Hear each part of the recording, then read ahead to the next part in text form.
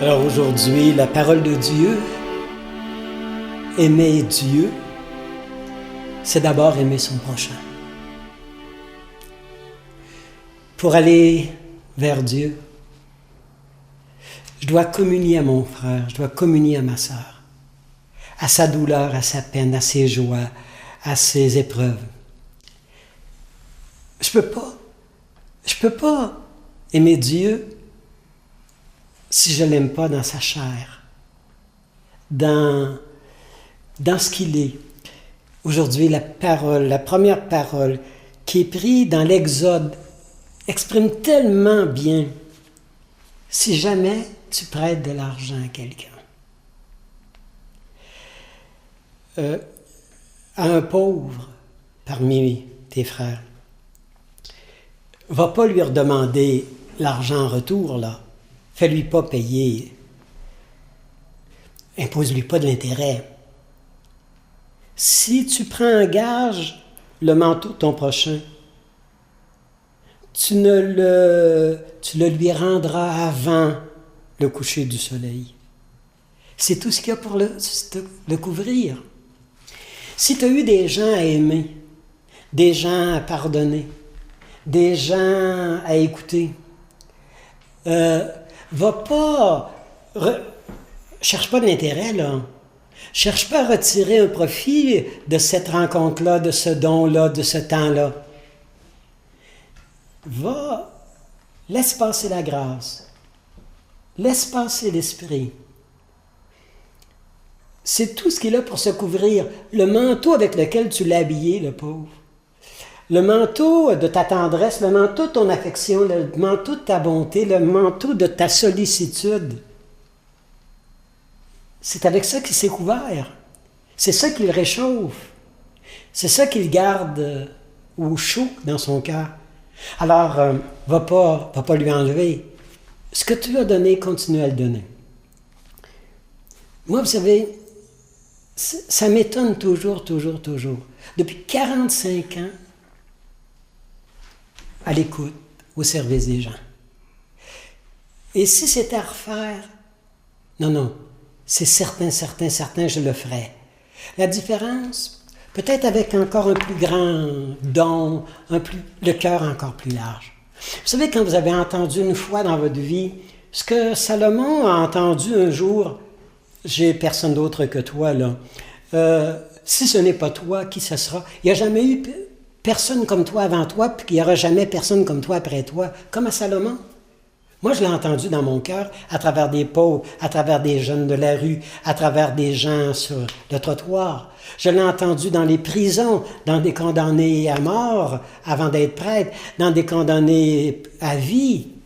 Je les ai entendus me dire, tu sais, il y a seulement que toi là.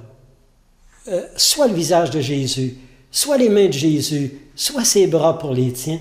Et ça, pour moi, ça a été une passion. Alors, comment voulez-vous, on ne peut pas se vider là, en se donnant aux autres. On se vide de soi-même, on se vide de notre ego, on se vide de nos... Mais on est rempli par l'amour de l'autre, on est rempli par sa tendresse, on est rempli par Dieu qui l'habite. Une aventure passionnante de vivre l'amour de l'Évangile, l'amour de la parole de Dieu, l'amour de ce qu'il me donne. Regardez aujourd'hui, je t'aime Seigneur, je t'aime ma force. Seigneur, Jésus, ma forteresse, mon rocher, celui sur qui je peux me fier. Dieu, tu es mon libérateur, le rocher qui m'abrite, mon bouclier, mon phare. Ah, quand je fais appel à toi, je suis sauvé de toute situation. Tu m'as dégagé, tu m'as mis au large, car tu m'aimes. Alors comment on peut faire pour entendre des paroles de Dieu comme ça et fermer son cœur, fermer ses volets, fermer sa fenêtre à tous ceux qui nous appellent, à tous ceux qui sont dans le besoin, à tous ceux qui viennent vous réveiller la nuit? Vous savez, le Seigneur nous refait en nous donnant. Il nous refait quand tu fais l'espace de livrer ta vie, de livrer le meilleur de toi. Vous savez, je suis toujours ébahi, je suis toujours ébloui, je suis toujours émerveillé de voir qu'après tant et tant d'années, je ne me suis jamais habitué à sa parole. Je ne me suis jamais habitué à Jésus. C'est toujours une nouveauté, c'est toujours une fraîcheur, c'est toujours un éblouissement, c'est toujours une séduction. Oui, Jérémie dit qu'il a été séduit par Dieu, par son Dieu. Moi, j'ai été séduit. Mais vraiment, je suis un homme en amour, je suis un homme en joie, je suis un homme en bonheur, je suis un homme en don, en service. Et ça, vous savez, on ne peut pas ne pas se sentir. C'est pour ça, heureux d'une paix, d'une joie profonde, parce que la source se refait toujours. La source n'est jamais tarie.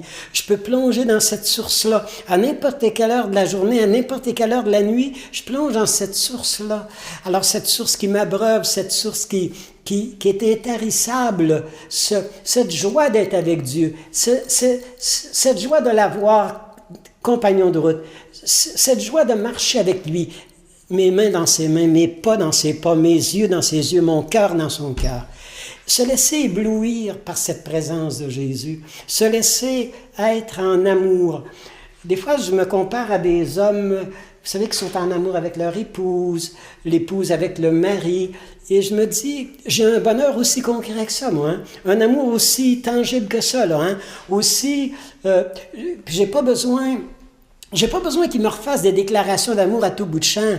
Mais quand le Seigneur, vous savez, quand il m'a des fois amené à parler à 50 000 personnes au Stade olympique à Montréal, 40 000 personnes au Colisée déjà, des gens dans des arénas, des milliers de personnes, à chaque fois, vous savez, j'avais une sorte de sensation d'être dépassé, une sensation que, écoutez, moi, un homme timide, un homme réservé, 50 000 personnes, 40 000 personnes en Luxembourg avec 20 000 jeunes.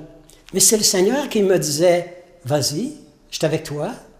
C'est moi qui te demande d'y aller. Va, parle, prends la parole, dis ma parole, parle de moi, parle de ton bonheur, parle de ta joie. Le Seigneur est capable de me donner, vous savez, le bonheur en me faisant confiance, en m'envoyant vers les autres. Vous savez, quand j'allais voir des condamnés à mort avant d'être prêtre et que je ne savais pas comment ça allait se passer, mais que j'avais la certitude que le Seigneur me devançait dans la cellule et que c'est lui qui m'ouvrait les portes. Et quand le Seigneur me demande d'aller voir quelqu'un dans la maladie mentale, vous savez, dans une détresse, dans une solitude incroyable, c'est le Seigneur qui me dit, va, je suis avec toi. Et c'est l'évangile d'aujourd'hui, hein? Tu aimeras le Seigneur ton Dieu de tout son cœur, de toute ton âme, de toutes tes forces. Voilà le plus grand, le premier des commandements. Et le second, qui est semblable, tu aimeras ton prochain comme toi-même, de tout ton cœur, de toutes tes forces, de tout ton être. Tout ce qui est dans l'Écriture dépend de ces deux commandements. Alors, moi, je demande au Seigneur aujourd'hui de nous, vous savez, ce commandement-là, il ne faut pas que ce soit simplement un commandement de l'extérieur, il faut que tu aimes Dieu, il faut que tu aimes ton prochain. Ça, c'est un commandement extérieur. Mais il faut que ça jaillisse de moi, il faut que ça coule comme eau de source à l'intérieur de moi. C'est une poussée, c'est un enivrement, c'est une force intérieure qui m'est donnée pour dire, regarde, les gens ont besoin d'amour, les gens ont besoin de pardon, les gens ont besoin de résurrection, les gens ont besoin d'être consolés. Va, ouvre tes bras, ouvre ton cœur, va leur donner Jésus, parle-leur de Jésus, parle-leur de sa présence, parle-leur du bonheur à être avec Jésus.